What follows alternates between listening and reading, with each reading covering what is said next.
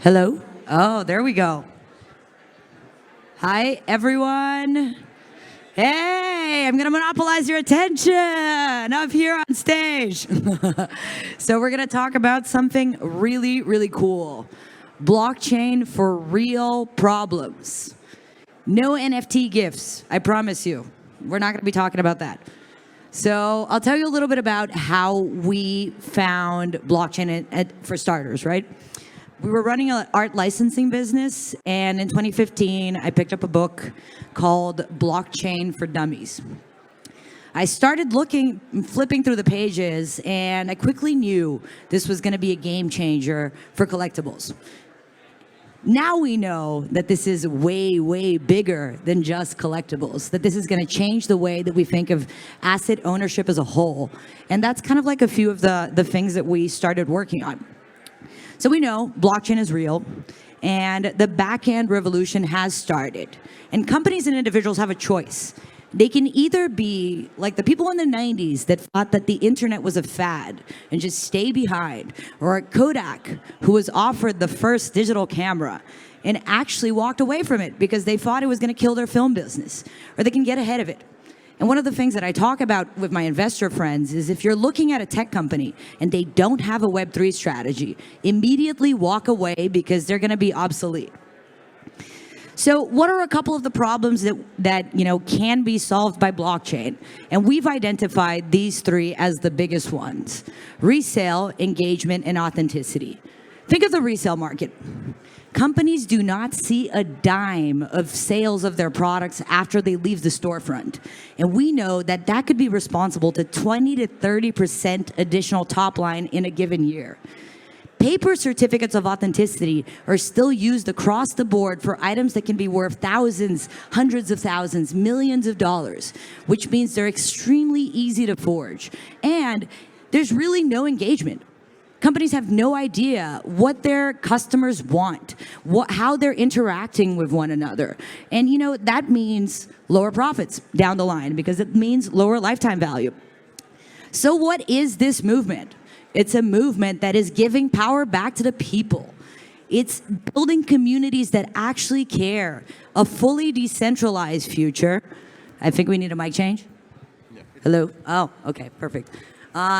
Where we actually own our data, and we can guarantee, that asset ownership has full transparency cross-chain. But what are the issues? The biggest issue is the name crypto has fully hit market saturation. People hear the name crypto and they flinch. They don't understand that cryptocurrencies are run on the blockchain and not the other way around. I've heard a lot of people that I know and that I respect that, are putting, for example, Bitcoin and separating it from blockchain, not understanding that it's just a derivative of the technology itself.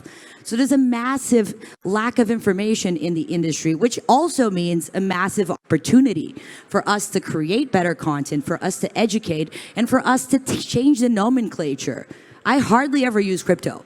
I talk about Web3 and blockchain with our clients, and that fully changes the way that they, accept the industry.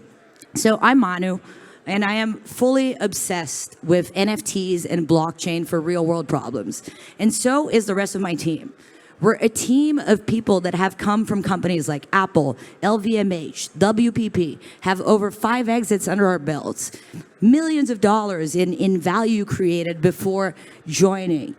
You'll see this face right here, Pedro. He's the perfect example. He started his career at a digital agency, got that sold for a fortune to WPP, became a musician, and quickly understood the problem that existed in the creative industry. That's how we joined forces in creating a fairer economy for all creators. And what are we doing? This is the back-end revolution. We run an enterprise SaaS solution that is super easy to use, grandma-friendly, which is one of the biggest obstacles to mass adoption. How can you bring people into the blockchain without them even knowing that they're in it? And that's exactly what we're doing. We're creating one-click custodials that are accessible through a magic link, and that just immediately puts you into the experience. So I want to jump right into some use cases, and no use case is more mainstream than sports, right? Sports are fully democratic. I was speaking at Latitude a couple of weeks ago, and Obama was in there, the CEO of Nike, and they both brought metaphors that were really, really shocking to me and really powerful, right? Think of the sports industry. There's a winner and there's a loser, but at the end, we shake hands and we go off in our own way. There's truly, not a more homogenous community.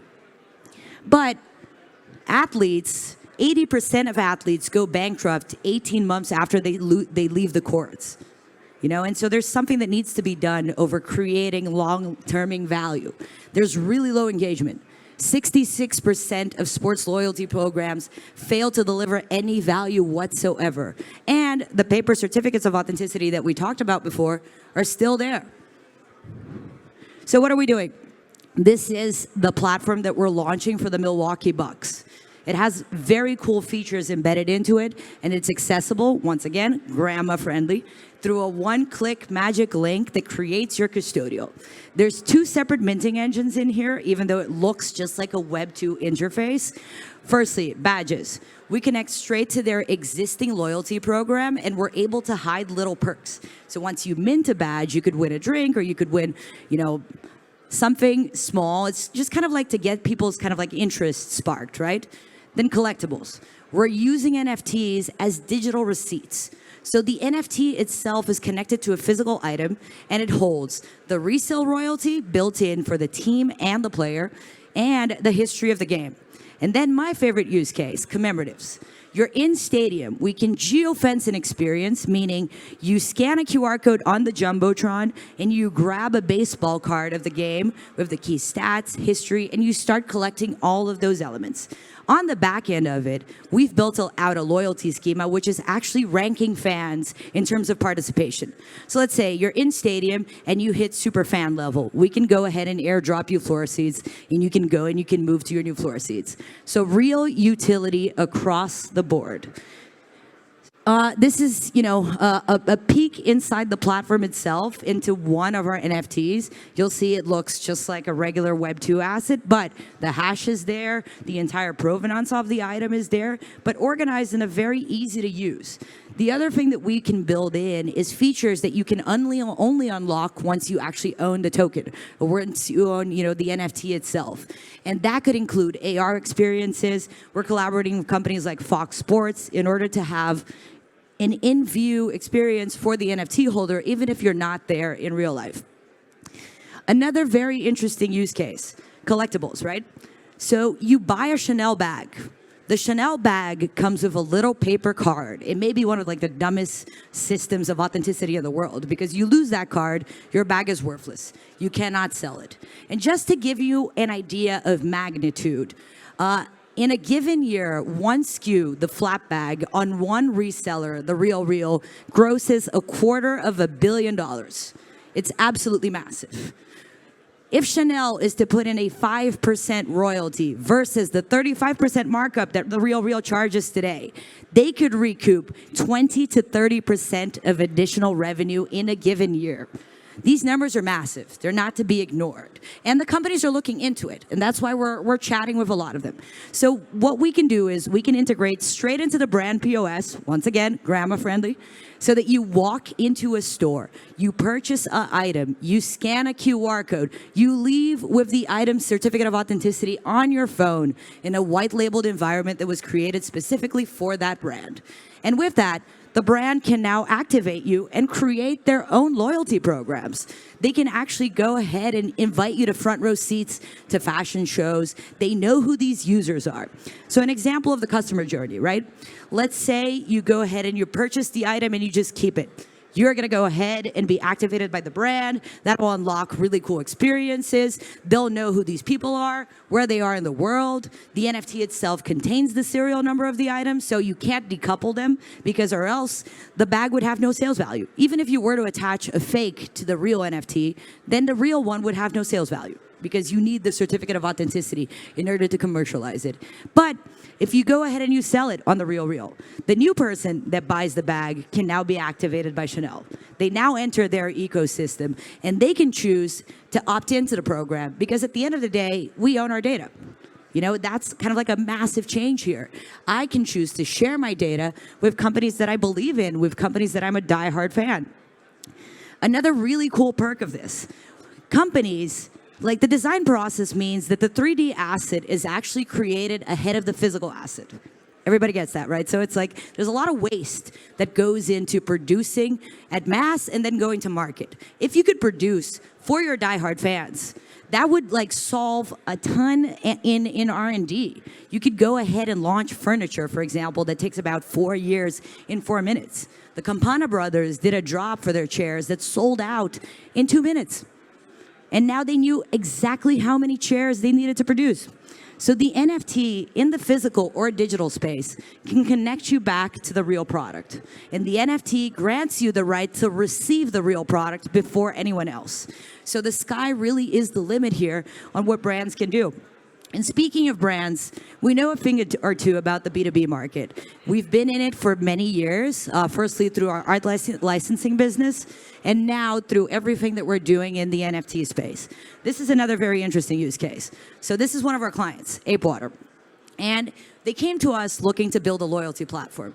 And we wanted to take a different take. Let's talk about sustainability. Cans are recycled around 70 times versus plastic that is absolutely single use. So why not build a platform where you as a consumer can actually track your own impact, see the amount of plastic that you aren't using, and that's exactly what we're launching. So you'll be able to scan this QR code, claim a banana NFT, and start counting bananas. Start counting how much has been given back to programs for clean water based on drinking water, an activity that we all have to do as humans. It's a massive market. Like the size of this target market here is really, really underrated. This is just collectibles and luxury. And so I feel like as Web3 founders, if we're here today, we have already won, and we should be thinking of how can we collaborate in increasing the things that we're doing well. If I'm creating a really easy to use infrastructure, I'm down to collaborate with anyone else that has a minting engine that is better than ours. And we want to integrate, and we want to kind of like unlock this Netscape moment of Web3 that is coming, and we all know of it. So happy to chat. Happy to collaborate, happy to learn more about, what we can bring for your businesses.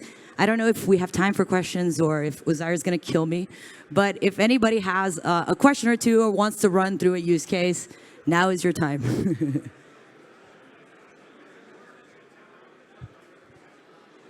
Bill, you have a question?